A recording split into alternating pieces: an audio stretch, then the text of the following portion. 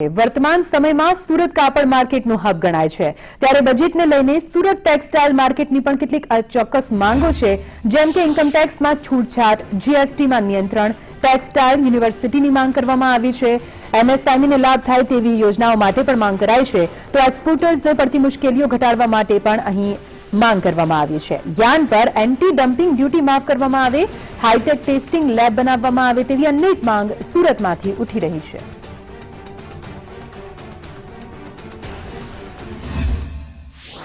Wing industry માટે બજેટમાંથી ઘણી અપેક્ષાઓ છે।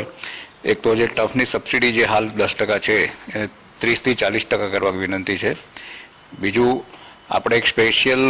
પેકેજ જોઈશે એક્સપોર્ટ ઓરિએન્ટેડ ફેબ્રિક બનાવવા માટેની આખી સ્ટ્રેટેજી બનાવવી પડશે અને R&D centre, fabric development centre, garment centre development centre, marketing development centre અને હાલ સુરત અને દક્ષિણ ગુજરાતમાં હાઈટેક આધુનિક ટેસ્ટિંગ લેબોરેટરીઓ નથી તો એક કોમન ફેસિલિટી સેન્ટર જેવી સુવિધાઓ સુરતમાં અને દક્ષિણ ગુજરાતમાં ઊભી થાય તો એ માટેની સહાયની અમારી અપેક્ષા છે। એક તો યાનની પર કોઈ પણ યાન પર એન્ટી ડમ્પિંગ ડ્યુટી હોવી જોઈએ નહીં કારણ કે આજે વીવરોને એક લેવલ પ્લેઇંગ ફિલ્ડ મળવું જોઈએ।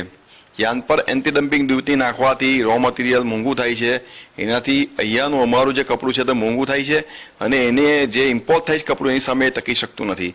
અને આપણા ટેક્સટાઇલ મંત્રી શ્રીમતી સ્મૃતિબેને પણ કહ્યું છે કે કી રો મટીરિયલ કોઈ પણ હોય ટેક્સટાઇલનું તેના પર એન્ટી ડમ્પિંગ ડ્યુટી લાગવી જોઈએ નહીં એટલે પહેલો તો અમારો મુદ્દો એક આ એન્ટી ડમ્પિંગનો છે। પહેલે અમને લોકોને ડ્રોબેક મળતો તો 9.5% પણ છેલ્લા આ 2 વર્ષથી જોઈએ છે તો એ ડ્રોબેક જીએસટી આવવાથી 2% 2.10% જેવું મળતું થઈ ગયું છે એટલે આ બહુ મોટું નુકસાન છે અમને લોકોને અને અમને એવું સરકારથી આશા છે કે જે નવું બજેટ છે એમાં તમે આ વસ્તુનું ખાસ ધ્યાન આપો જેનાથી અમને બેનિફિટ થાય કારણ કે અત્યારે શું થયું લોકડાઉનને લીધે યુકેને બધામાં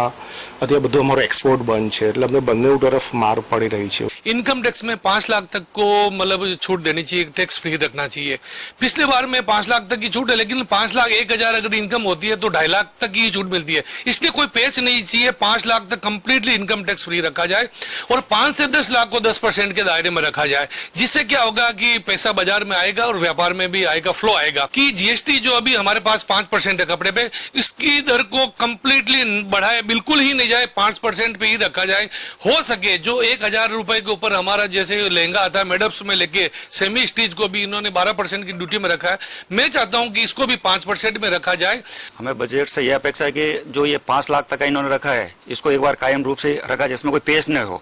और दूसरी बात अभी जीएसटी और टीडीएस के बाद में ये नया पेच इसमें आ गया टीसीएस का, तो हम ये चाहते हैं कि ये टीसीएस को हटाया जाए जहाँ पे उसमें टीसीएस में क्या है कि जहाँ पे डायरेक्ट जिसका 50 लाख तक का काम होता हो तो उसमें वो एक इन्होंने और गवर्नमेंट ने पेच डाल दिया तो ये एकदम क्लियर होना चाहिए। उसके बाद में हमारी एक ये है डिमांड है कि जो हमारे जितने भी ट्रेडर भाई उनको एमएसएमई का लाभ भी नहीं आ रहा है। अभी हमारे आए थे यहाँ पे कपड़ा मंत्री श्री तो उनको हमने ये अपनी रजूआत भी की थी कि भाई हमारे इनको लाए तो उन्होंने बोला आप पहले से है तो इसके बारे में थोड़ा उनको विचार करना चाहिए। और दूसरी हमारे है कि यहाँ पे टेक्सटाइल यूनिवर्सिटी की बहुत सख्त आवश्यकता है।